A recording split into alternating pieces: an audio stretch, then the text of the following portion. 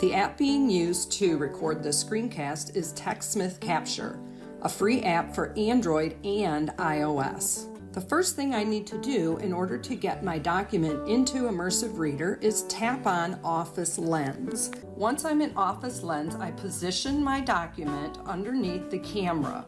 Notice we have options here for whiteboard, document, business card, or photo.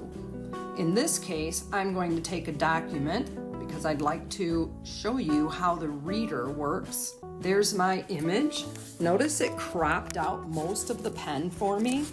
Now I'm also going to take and crop down to just the area that I would like to explore in Immersive Reader. So I'm going to take out this extraneous stuff so it's not so distracting. Tap confirm. It now has my image for me. At the bottom, I can add further images from any of those options that you saw earlier: document, whiteboard, image. Filters are options also if you would like to have it more of a gray or a darker or a lighter or a brighter. Whatever your brain needs is going to be what's going to work best for you. There's my crop button if I wanted to do more cropping, rotate in the event that I want to change it, delete if you want to start over. The ink allows me to mark up my page so that I can draw attention to areas that my brain needs to understand. Tap confirm once I'm finished. Additionally, we have options for writing in text. Any color can be selected.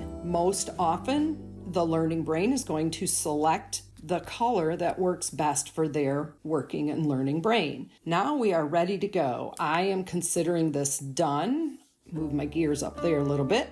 In order to use Immersive Reader, the user needs to be logged into their Office account. Immersive Reader is right here in my Share Tos.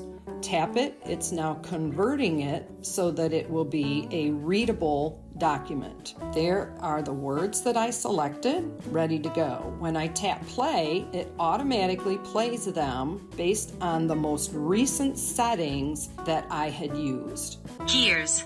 At the heart of every technology is a natural phenomenon. Arthur 2009. Notice that the words light up as well. If I wanted to shift my reading rate, here's my voice speed and voice selection. Up here to the right, this is where the magic happens. When I tap the A, this is all about the text. I have the text size set rather large for right now. I'm going to bring it down just a little bit. I'm going to reduce the spacing. These are tools for any working brain to change and shift to meet their best needs. These fonts are great fonts for digital reading. Comic Sans, however, has also been shown to be an excellent font for those who are reading with dyslexia. Moving further down here are these themes. Have you ever taken a look at different shades on your reading to see what might work well or best for your learning brain? My brain very much prefers the white on black. However, I also do like the goldenrod and the peach. Those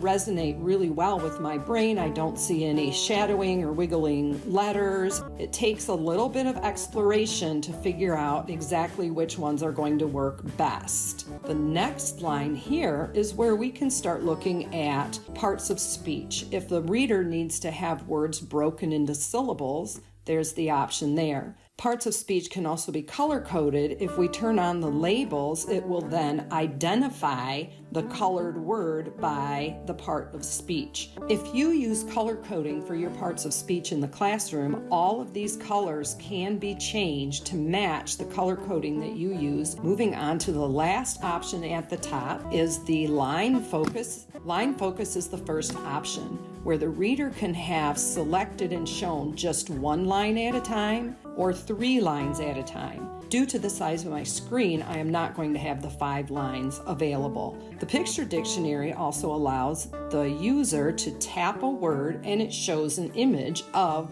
what that word represents. There's also the audio Person. pronunciation that a reader can use.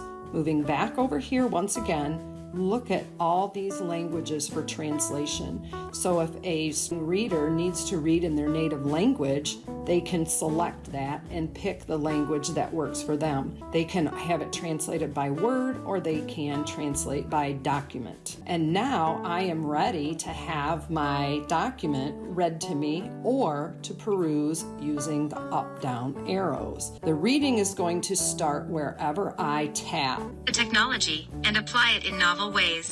Immersive Reader can support the user on multiple levels. If you're traveling and you find a menu or if you're at a play in the playbook, the text is so small it's difficult to read, pull out your device and use your Office Lens to make the text bigger. Additionally, for those who struggle with reading words, can hear the words and see them at the same time to resonate more deeply in the learning brain. Immersive Reader.